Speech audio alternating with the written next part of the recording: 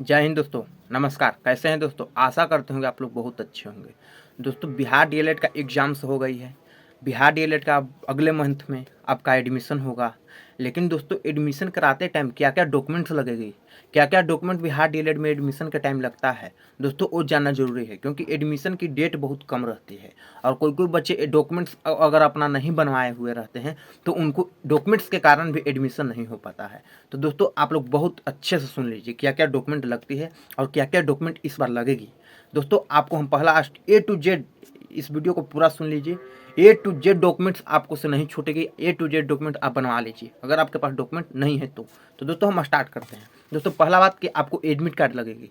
आप जो बिहार डीएलएड के एडमिट कार्ड है वो आपको लगेगी ही तो लगेगी।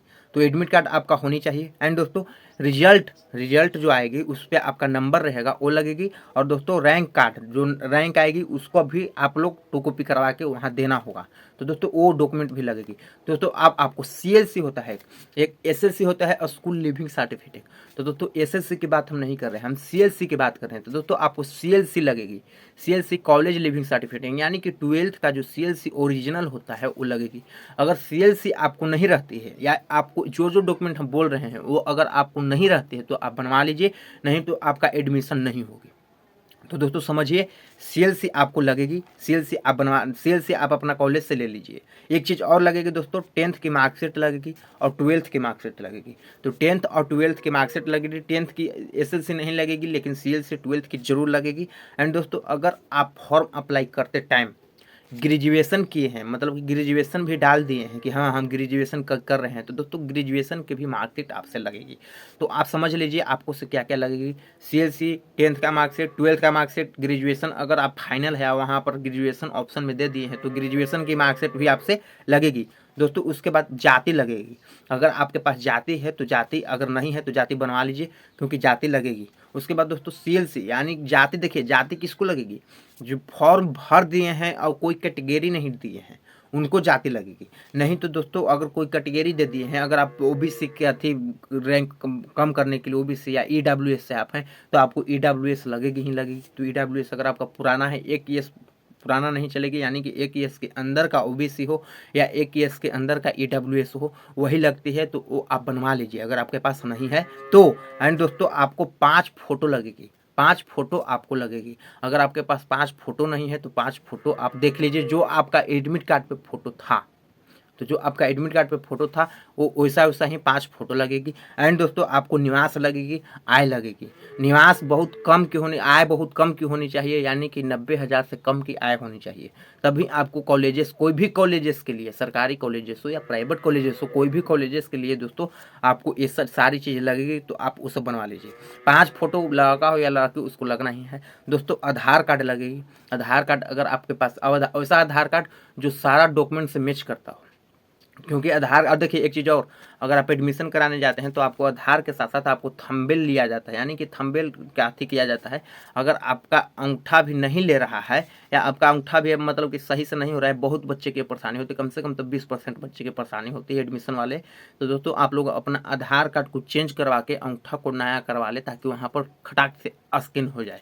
नहीं तो नहीं होती है तो आपको फर्जीवाड़ा में साबित कर देते हैं और आपका एडमिशन नहीं हो पाता है और दूसरे में आपको फर्जीवाड़ा के अथी मिल जाती है कि मतलब कि ये कोई और इसके बदल एग्जाम में बैठा था। इसीलिए उन लोग जो बायोग्राफी होता है वो लेते हैं।